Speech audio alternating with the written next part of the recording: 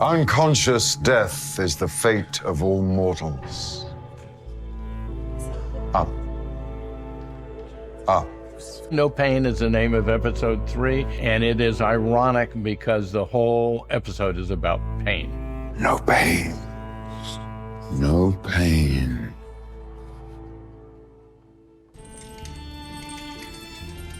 We jump back in time with Armand. What we get is Armand's backstory, which pulls a little bit from the vampire Lestat, which is the next book. So that's obviously exciting for our literary fans. Our ways were finished. We were embers on a waning pyre. It also gives us an opportunity to learn a little bit more about the Coven, gets us some Lestat in there, and one of the best things is that for a long time we get the Louis version of Lestat, and now we get the Armand version of Lestat. And how are they different? And you watch Sam do that stuff, and it's just exquisite. Madame, vous êtes donc deux femmes. By this point, we've learnt that who tells the story is often more important than how the story's being told. How much of it is true, how much of it is used to paint Armand in a good light. Lestat! Là! Tonight, we have a little altercation between two vampires and a mortal. So I'm going to be hurling Lestat up against that wall, just over there.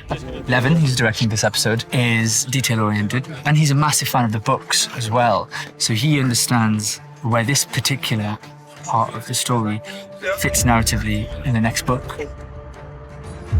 What I felt was important in this scene, we have a time freeze element that happens. We're using people who are good at standing frozen, and we're using fishnets to have dresses. So it's very analog, which I like. It's pretty impressive, I think. They've managed to freeze some horses in the background. All the horses are being very well behaved. I get dragged on a rig, which was really fun to do, and it's difficult to see all those beautiful velvet wolf killer coats get ripped up. It's lots of stunts, it's lots of French. Je n'ai ses pouvoirs. Je n'ai pas ses pouvoirs. Mais tu l'auras. We've done a system, we call it a slack line, and a nitrogen ratchet to motivate our stunt performer toward the wall. We always take what's on paper and try to make it bigger and better.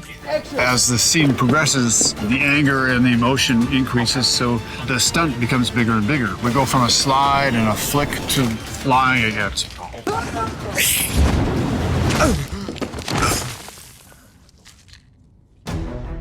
You're not the first to attempt this. I could give you the names of 4 others who have, and they're all dead or undead. The Talamasca is very important to the Anne Rice canon. Files have been placed with proper encryption on your comically vulnerable laptop. It's almost like Men in Black. This is an organization that oversees all of the demons, witches, vampires, all of this unexplained phenomena. Anne Rice's imagination seems to be limitless, and she's able to create a world and then add another world onto it. So the Talamasca world is just wonderful. It's a wonderful foil to the whole vampire world.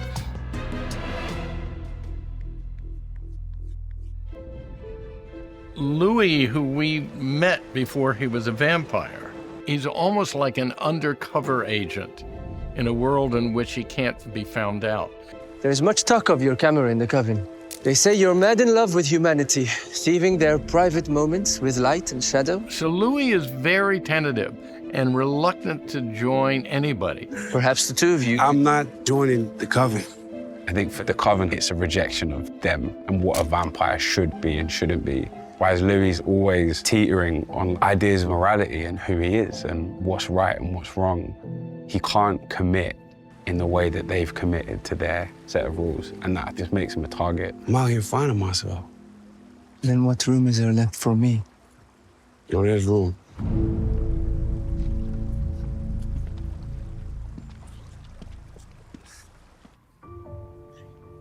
Stick with it, Puss. You're almost there. Puss. Flea. It's a horrible nickname, but Claudia doesn't take any of it in because she realizes what they're doing in calling her that, and it's Flea meaning little, like bottom of the barrel. They're gonna let me join the Coven end of this week. It'd be nice if you can't. As an audience, everybody roots for Claudia because she demands to be taken seriously. Claudia is very intelligent, so I wouldn't say she completely changed herself. I'd say she molded herself to appease them, but I think she's always combating with being a second choice for people. So when she meets the coven and all these vampires are accepting her into the coven, she is fulfilled and she's found what she's been looking for. A group of people that put her first. To finally be in the coven and have an opportunity to go on stage, but to have to play a baby just reinforces all of the issues that she has about being taken seriously, being respected. You'll be their little birdie for the next 50 years. Being able to make proactive decisions about her own life. It's a void that's created for her, that she can never have that. Shall we have a walk? For all intents and purposes, Armand is going to kill Louis. I don't think it was preempted that he might not, because he feels he has no choice. His 200 years with the Coven is a lot more important than this new person who's come into his life, even though this person is magnetic and making him feel all these amazing new emotions. I will not harm you. Louis is in shock. Those were your first words to me. In that moment. And so they share a bit of their past and a bit of their trauma. Why isn't Louis? But I think the cogs are turning.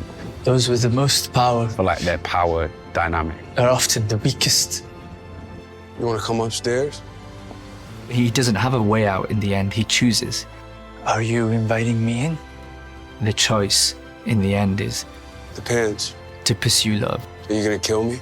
to pursue this feeling